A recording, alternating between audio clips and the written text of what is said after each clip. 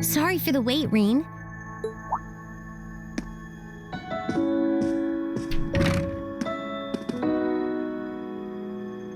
Oh, hey Alisa. I only just got here, actually. All done catching up with the rest of the lacrosse club? Yeah, it was great to be back with them, but I think we've done enough celebrating for the time being. Plus, Varys ended up giving me a few friendly words of advice, too. It's kind of hard to say no to a girl who keeps insisting a lady ought to not keep a gentleman waiting, you know? Yeah, sounds like her all right.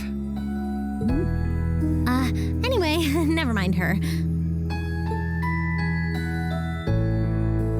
It really does feel strange to be back here in our old dormitory. In a good way, of course. As soon as I stepped through the doors, all the memories of the times we spent together here came flooding back. Yeah, same here. It's been a long time coming, but we finally made it. Well, while we're here, do you want to walk around inside for a bit? I'm curious how things are upstairs, too.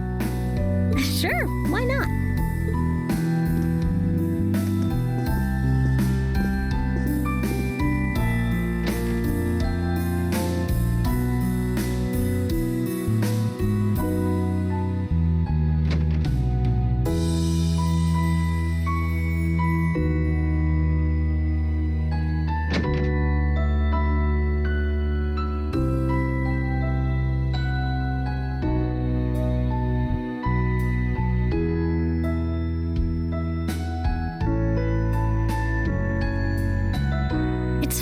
Time works, isn't it?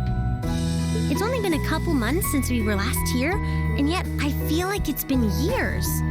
I guess that just goes to show how much of a mark the time we spent here has left on us, though. Every room, every corridor has a memory attached to it. Just one look, and I suddenly remember it all like it was yesterday. You know, I guess that's true. I just wish Crow were here with us to share this feeling. It doesn't feel quite right without him. I wish he were here too. He's as much a part of Class 7 as the rest of us. Give it time though. Next thing you know, he'll be right here reminiscing with us. You really never change, Rean. It was clear from the moment we met. You were someone who really cared for others, and you're as kind now as you were then. You were our leader, always tirelessly looking out for every member of the group and putting our needs before your own. We're so grateful for all you've done, and that goes double for me.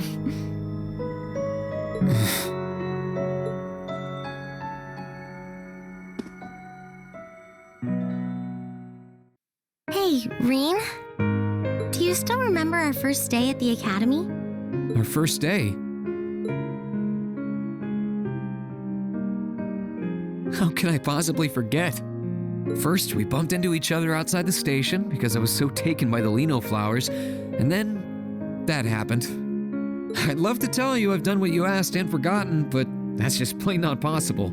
Sorry about that. I should have known. Then again, who am I to talk?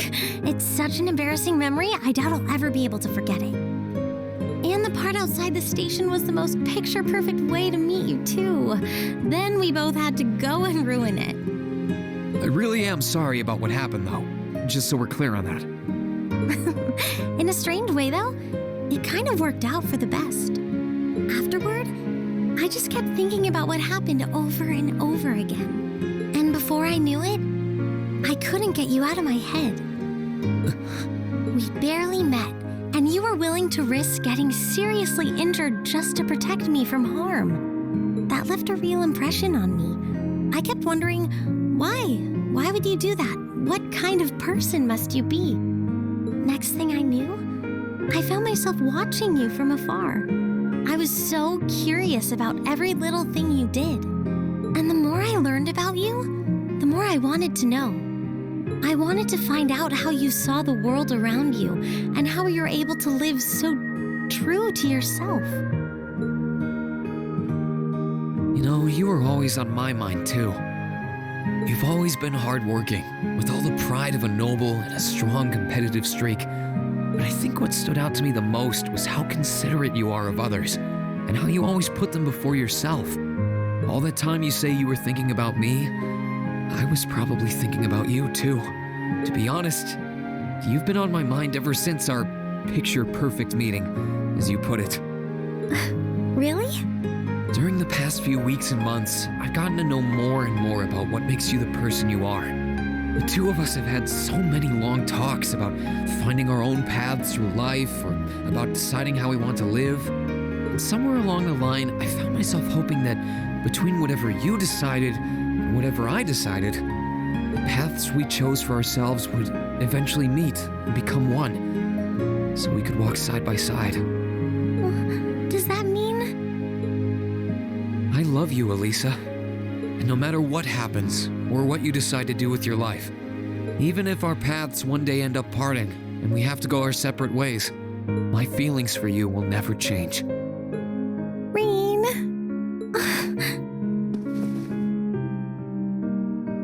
If it weren't for you, I'm not sure I would have ever found the courage to find a path for myself at all. I was only able to because of how much your determination inspired me, how it made me want to struggle on, just like you do. And I love you too, Rean. I'm so glad.